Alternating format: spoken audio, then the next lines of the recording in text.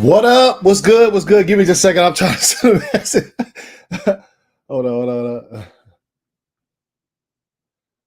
Oh shit, my bad, y'all. My bad, y'all. All right. Anyway, here we go. What's good, y'all? What is good?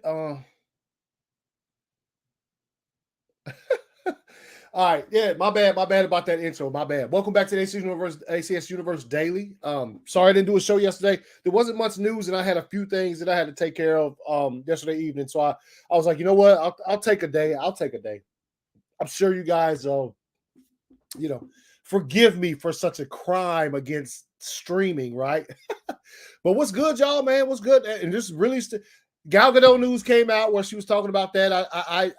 I'll tell you my thoughts on it. It's such a weird situation, but also a couple other things, just some stuff I just saw out there. Really, man. The news has been kind of slow this week, obviously in general. So let me get stuff started, though. I will do this, though. You know what? Hold on. Let me get this started. Let me get this going because I hadn't done one of these in a while because I hadn't really had the chance to sort of hit my shops up, my bookstores up and grab anything. Here's that. Let me get the damn. Let's see where we at. Okay. All right, throw that on. Hey, there we go. All right, so like I was saying, I hadn't really done this in a while, and I had started doing this, and so I finally was able to make my way back. And so, book of the week, y'all. Book of the week was where I was supposed to be. And when I go to the comic shop on the weekends, whatever I go, whatever new books I get, no matter what the title is, even if I buy like a repurposed or it doesn't matter what it is. There's a book of the week, and I hadn't been doing it. So, the Libro Rijo, A Vicious Circle, son. This is the first one. This shit is fire. It's fire. A Vicious Circle. This one was 25. The local comic shop, they went to Comic-Con this year. They brought back a ton. Shouts out to Visions Comics and shit, but they brought back a ton of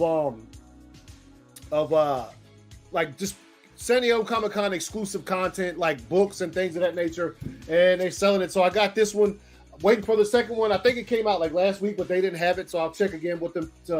I should have checked with them today. It's Wednesday. It's new comic book day, so I need to check with them. But no, this is a good read. It's about these two people that for some reason, whenever either of them kill somebody, they get shifted to another time in history.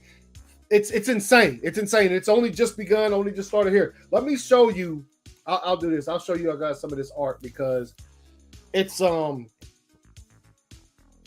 Bro, tell me that is that a photo or is that drawn? Tell me. Right? So right here you see who this is by. A Vicious Circle, illustrated by Libro Rijo, lettered by Becca Carey, written by Mattson Tomlin. You see the rest of the stuff right there. This is a good book, man. And I tell you what, man, look at that. We be on fire, son. Look at that shit. Bruh. Yo, it's a good book though. Look at that. What is that? Is that a scene from a movie or is that like drawn? Like, it's a good book. I highly recommend A Vicious Circle. I'm sure if you're one of those people that like to wait for because I think it's only like 6, 8. It's not that many issues in this series, I don't think. So if you're one of those people who like to wait for it all to be done to get it, so you don't have to wait week to week, I got you. I feel you 1,000, man. For sure. So anyway, A Vicious Circle. If you haven't read it, and you're a comic book fan, and you want to read something new and different. It's not like superheroes, bro. It's something different. By all means, fucking get that shit, right? Get that shit. So I want to do that first because I meant to talk about that on Monday, and I literally straight forgot because it was just a lot going on. But anyway, well, let's see who's in the house. What's good? Phil was good, homie. Appreciate you stopping through the Daily Show, bro. Appreciate you stopping through. But like I was saying, just a little bit of things to stop today. But you know how I start the show all the time. Every single episode of the ACS Universe Daily starts pretty much with stuff I saw today. What the hell is that? All right, so let me get this stuff up here. Oh yeah, y'all see my Blue Beetle? Got my McFarlane Blue Beetle, man. Insane. Ordered that shit yesterday. Got here today. Insane. That's fucking like it doesn't even show me that it's really shipped yet on the website. That's fucking insane.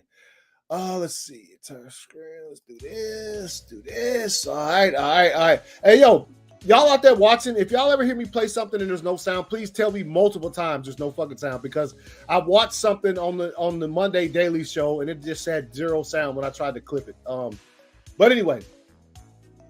All right, let's start. Speaking of McFarlane's, what we got here is McFarlane Toys said first revealed at San Diego Comic-Con, the Batman by Todd McFarlane resin statue is available for pre-order. Probably mad expensive. I'm gonna go ahead and tell you that right now. This is dope though. It's a dope ass statue, man. Look at this, man. Look at this. Let's bring this up. Let's bring this up, big. This is pretty fucking insane. So I don't know how it sits or like what is. I think that's a background. I guess I'm guessing. But it's highly detailed. It says resin. It's probably like, well, I don't even have my Batman up here. But it's probably that sort of same material that one's made out of. Let's see. Now this, also I want to bring this up. This is incredible. I'm gonna go ahead and tell y'all this is 1000% fucking fire. Like this is, bro. Let me tell you something. It is literally dope. Like, however, the price point is $500, man. $500, man. But y'all don't say that. You heard that right. $500 fucking dollars, bro. But it's also numbered to 500. So I'd like to have it, but your boy just can't even do that right now. Plus, you have to get in line on like Twitter and shit. So it's yeah, no. But that is, hold on, where's it at? I ain't got it no more. Oh, this is what it is. Looky here. It's fire. All right, so the wife is in the house. Was good, honey. So all right, yeah, no, this statue is dope. 500. Your boy will not have that unless somebody's feeling generous for sure. You just won't catch that and it's numbered to 500. So I'm sure when it goes on, but it's probably gone right now. This right here tweet came out at 4:01 p.m. today. It's 550. They're guaranteed to be sold out. So there's that. But that's dope, though. That's dope. That is a fucking dope ass statue, man. That is dope. Oh, Zolo out there. Okay. Blue Beetle, y'all. Anyway, all right, let's move on. Oh, yeah, I thought this was interesting. Disney is no longer releasing DVDs and Blu-rays in Australia. Is that true? What the last physical home video release there will be Guardians of the Galaxy Volume 3. What a release. Whoa. Let's see. Well, that's unfortunate because I always try to get the disc to speak. Dude, I like physical media like no other. So if that ever happens, like if literally Hollywood goes to that, they're not going to though. They're not. And here's why. Let me be real clear. They're not going to go. This is why that is hard for me to sort of like put my mind around, because they love the money they make. I'll give you for example, Fast and the Furious, right? So there's 10 movies into the Fast and Furious series right now. Every time a new one is about to come out movie theaters, they re-release the entire saga in single movie discs, right? And they also release a big box set. Now, why would you purchase any of that, considering as soon as this one hits physical, they're going to re-release another single disc of every single movie in the franchise, and then they're going to release another box set, right? They love that extra, and people buy that shit, or else they would not be doing it. They do it and that's not the only franchise. They did it with John Wick. John Wick 4 came out this year, and they released all 3 movies in this nice, cool box set. Like, why would you buy those? You see what I'm saying? They know people will buy that shit. And then they know they'll buy it again when they re-release it again. Okay? So that's how I know this is really racking my brain why Disney is no longer selling DVDs and Blu-rays in Australia. If that's true. I don't know if that's true or not. This came out a couple days ago. I still hadn't heard anybody else say anything about it. Let's pull it back up here and see if let's see. The future is digital, but this sucks for collectors. I'm not even a collector. I just like physical, man. Physical is way better, dude. Physical is way fucking better, dude. It just is, man. there's a big difference between watching a 4K on digital and watching a 4K on fucking physical. That shit is, the difference is stark. It's stark. So, yeah, I don't know what's up with that. So, move on. Zach, the homie Zach, right here. Zack Snyder's movies are all in Warner Brothers' top 25 box office earners of all time. Think about that for a second. All his movies he did for Warner Brothers are in their top 25. Warner Brothers has made thousands of movies. In their top 25 box office earners, you'll find Zach's, all of his movies he did for them. You're talking Man of Steel, BVS, 300, Sucker Punch, fucking, all of those movies, right? They all in the top 25 of earners.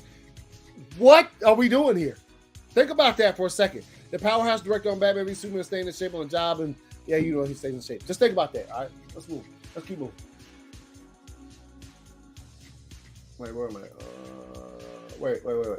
Ah, it was wrong spot. Wrong spot for that. All right, let's move on. Emma Corrin has confirmed that they'll play a villain in Deadpool 3. I feel really excited. I can't remember where I seen her at, man. I don't think even was not very nice as usual. The replies suck. Yeah, of course. The reason I can never take a stereotype serious because they've okay, shut up. All right. But she's gonna be in Deadpool 3 apparently. Was able to put that information out there. Let's move on.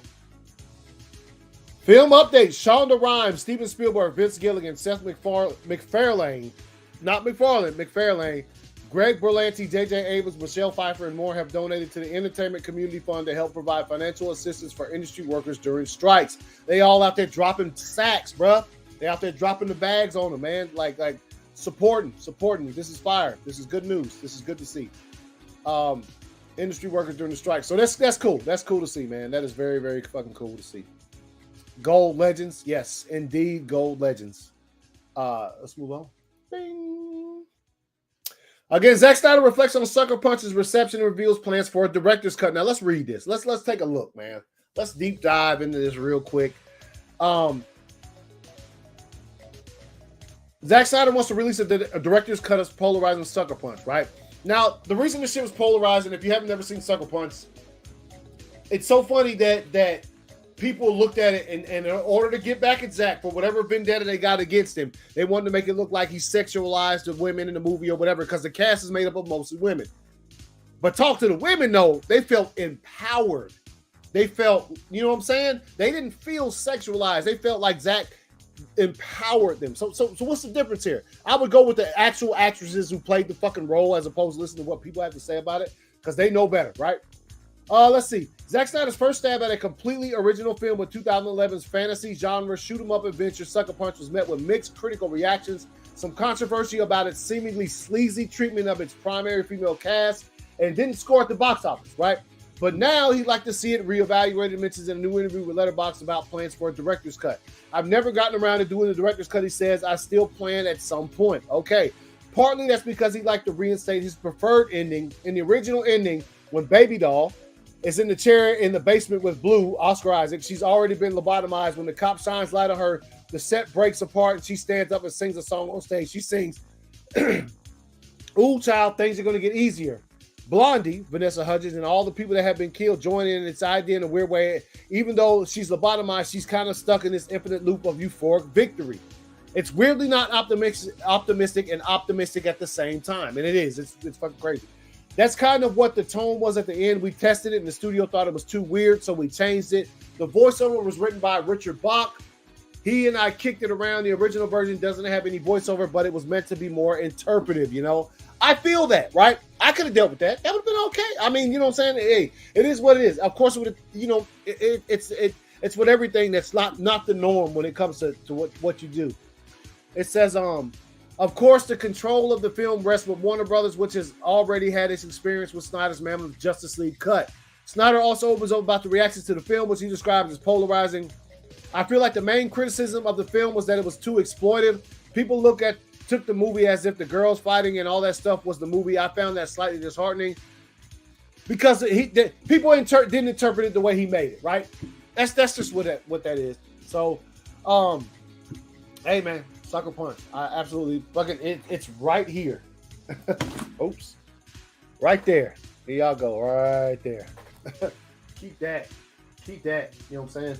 All right. Anyway, this is a good one. I'm a pause the music for a second so we listen to Jenna Malone talk. You know what I'm saying? So this is a let's see. Boy, it has all the fantasy stuff that a young boy of that age would sort of want in a movie. And I don't know, for you guys, playing what is in many ways an idealized sort of fantasy of beauty and sexiness and all those things, whether it's quite fascinating and liberating or whether it's kind of just hard work to know that you're going to get it right. Well, I think it's a little limiting to say that it comes from a 12-year-old boy's mind, because I know when I was a 12-year-old girl, I was also imagining fantastical characters, fantastical heroes. I was imagining myself as many different women, many different types of women. And, when I imagine the ultimate version of myself, it's not, me in sweatpants, sort of like, like rolling around on the ground. It's me as like some sort of fantastical superhero that's like, sexy and confident and powerful and vulnerable and all of these different things. So I think that it's, it's operating on many different levels of fantasy. And I don't think that it's isolated to a teenage boy, or you would have to call me a teenage boy, because these are absolutely part of my fantastical imaginings of my life. Yeah. And I think, even, if that's exciting for young boys to see strong women, I think that's great. I think that's a great thing, because these girls are tough. They're not within the world of the brothel, they're somewhat objectified, but when they go into these fighting worlds, they're strong. And so if boys find that sexy, then I love that. That's fantastic. But at the same time, for me, I know as a young girl, I would have loved to have seen this kind of film where girls are fighting. I think it's just as exciting for young girls to see, and to have these sort of this varied and interesting group of girls that they can relate to within this action world that's often reserved for men. So I think it's really cool for girls as well. Rock and roll. I'll be giving the friendly finger. Very nice to talk to you, ladies. Friendly finger. All right, so there you have it. See, there you have it. The actual actresses there. Same thing with the Amazon. Same thing with the actresses who played the Amazons in Wonder Woman, Zack Snyder's Justice League, like all of that shit. They all fucking love doing that. Even though, people try to paint that picture. They're like, oh, Zack, look how they got him dressed. They loved it. The actresses loved that shit, right? So go ahead, keep on with your little the shit you be trying to talk, man. It's anyway. Let's move on. Ding. Some Blue Beetle stuff. Blue Beetle, right? This IMAX poster is fucking dope. I think this poster is incredible. Film for IMAX. I like that. I just want to bring up the posters because it's out here. It's out here. Film for IMAX experience Blue Beetle with IMAX's exclusive expanded aspect ratio on August 18th. There you go. I'm seeing it on August 17th. There you go. All right. And then this right here was pretty cool. This GIF is for the tickets. It's a little clip from Blue Beetle. So there you go. There you have that one. All right. I don't know. It's not playing that well. Of course, my shit never works right. But anyway, Blue Beetle Battalion, drop your ticket receipts. Yo, homie, I'll drop mine in just a bit. A-list Andre, there you go, man. People getting tickets for Blue Beetle, bro. Getting tickets for Blue Beetle. You know what I'm saying? Fuck it. Go ahead and do your thing. There's probably some people who probably won't watch my streams no more because, I'm going to see. I just got a box of Twinkies. This poster. You just got a box of, damn, bro, put them in the fridge. Phil, please tell me you put your Twinkies in the fridge so them get ice ass fucking cold and then eat them basically. Woo! Cold Twinkies are fire. Yeah, the poster's fired. And here goes another one. It's really posted. God, this poster goes so unbelievably hard. This poster does go fucking hard. I like it a lot. Bro, everything. See, here's the problem with this, right? It's probably gonna fail. I hope it doesn't. I've told you before, but it's probably going to, and it's not. The movie's probably gonna be fucking fire. This is one of the most accurate comic book movie suits that we've gotten in history of comic book movies. Yeah. But I'm saying, like, his suit alone should make people come to the damn movie. But it probably won't, and we'll see what happens. We'll see what happens. If it does, I would love to see this movie crack all of this talk about it's only going to do this and it's only going to do that. I would love to see it actually fucking do better than that and sort of conquer the box office. But it's not looking good. And speaking of such, here's the director, Angel Manuel Soto, says on the strike that we want Blue Beetle to succeed, but I also want my actors and writers to be treated as they should. If that happens, we'll have more stories like this. Things that are often deemed impossible are not. And there's a picture of him on the set. Dude, that suit, good God. anybody who's a sort of, if you're a fan of Blue Beetle, even if in passing, like me, most of the Blue Beetle I've seen has been like Young Justice and shit. Like, you know what I'm saying? Like, that's been my sort of experience with the character, as opposed to like I haven't really read books about him or anything. So, but I do understand and see where he falls in the DC universe as far as not live action, but in the comics and his place there, right? That suit, bro. Look at that shit. When the set picks came out, I was blown away. This movie's bound to be a winner in some capacity, I promise you. No. I want to say, I'm talking about, you know what I'm talking about, Phil, box office wise. But I think the movie's going to be fire, dude. I think the movie's going to be fucking incredible, man.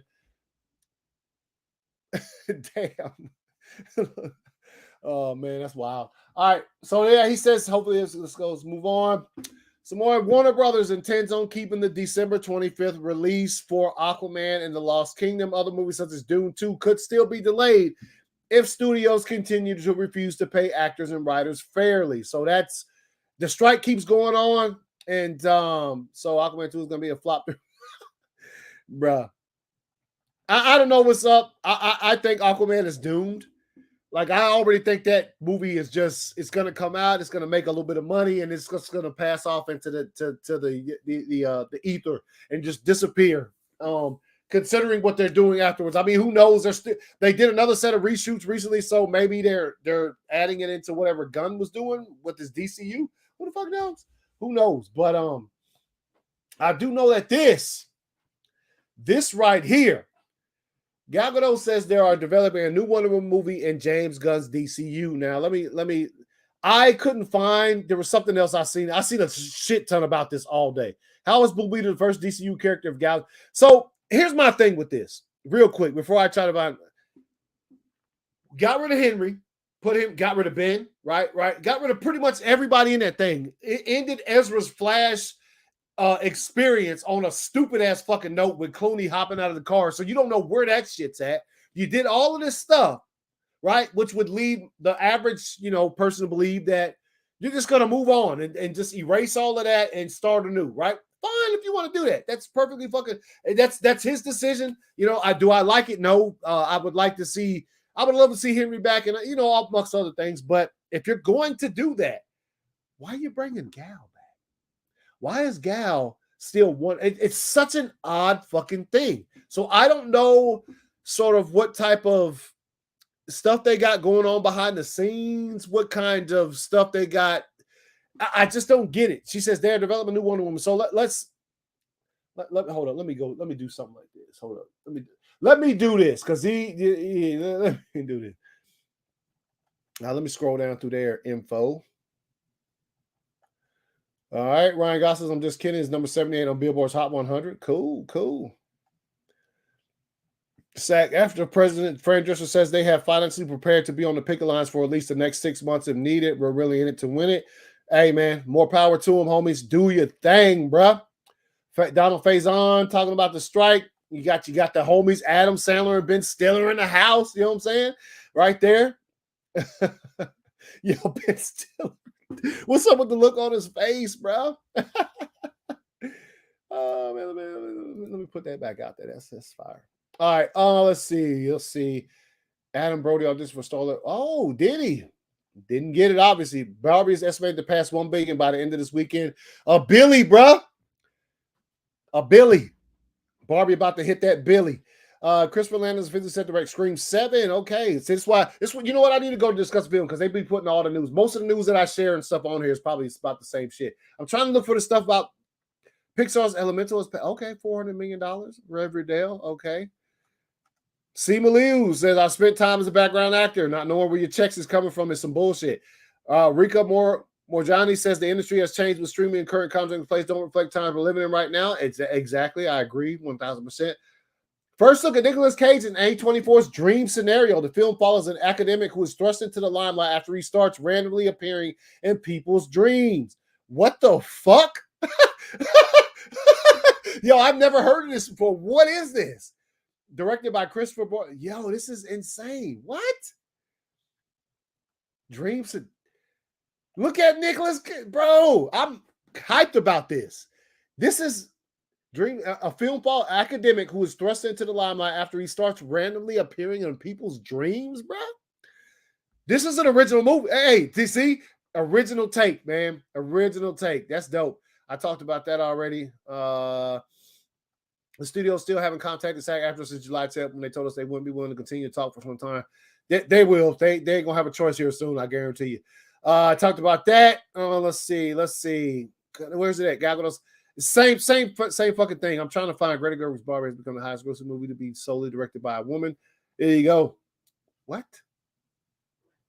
Okay. Well, I don't know why it's. Oh, never mind, y'all. I get it now because there was a movie that's made a lot of money that there was a woman director, but it was also directed by a male as well. Okay, I got it. Let's take a look. Fuck it. Let's take a look. It says DC Universe Films had, let's see where she at. Where's Gal Gadot on the new Superman casting? DC Studios recently confirmed that David Cornsweet. She said, I saw that they were doing different screen tests. But I don't know who got it, but it seemed like everyone was super legit and talented and like great, Gadot says. So I'm happy for them. It's such a huge take on, and it's such an exciting beginning to any actor. And I wish whoever is going to be the best of luck and enjoy the ride. Okay, that's what she said about Cornsweet and Lois Lane being cast or whatever. Gunn and Saffron's plans. It says, however, there are plans for Max Rear's title Paradise Lost. Okay, let's see. Where the fuck is her comments at?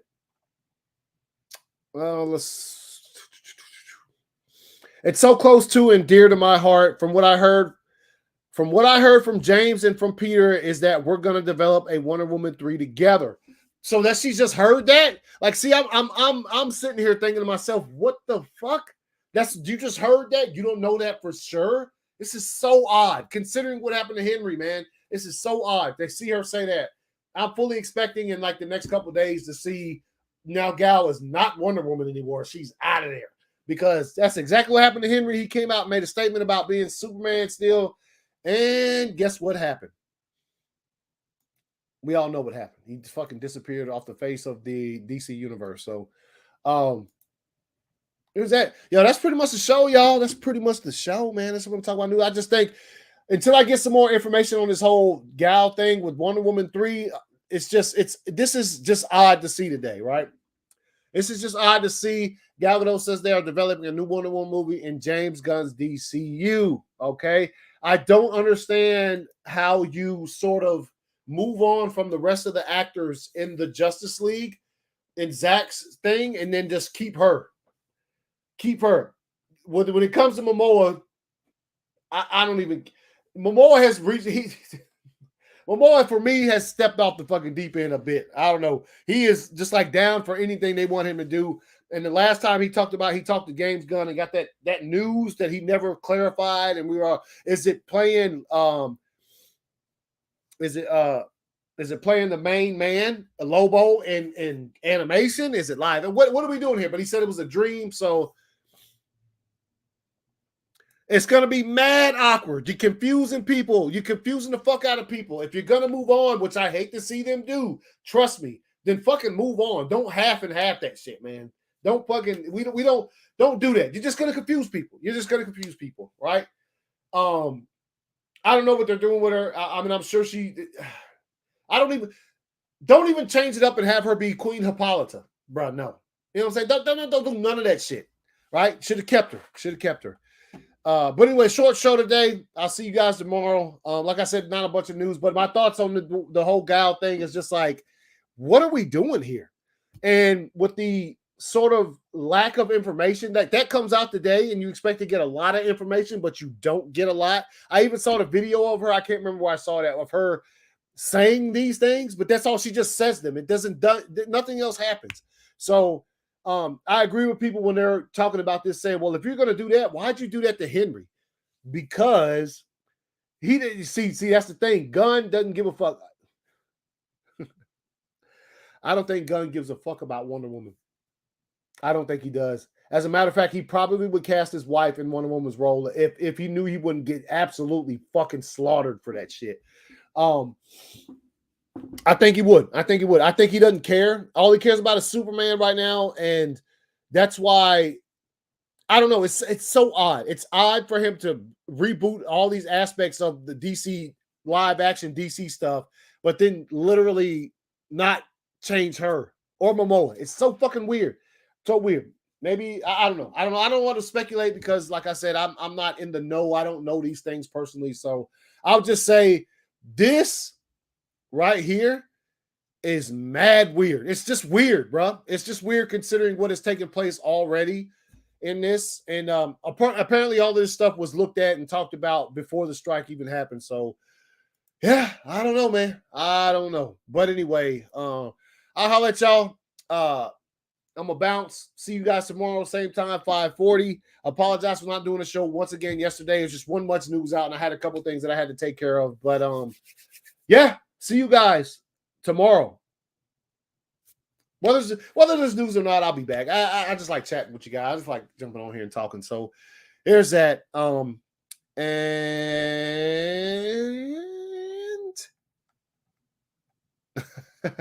see y'all later. Bing.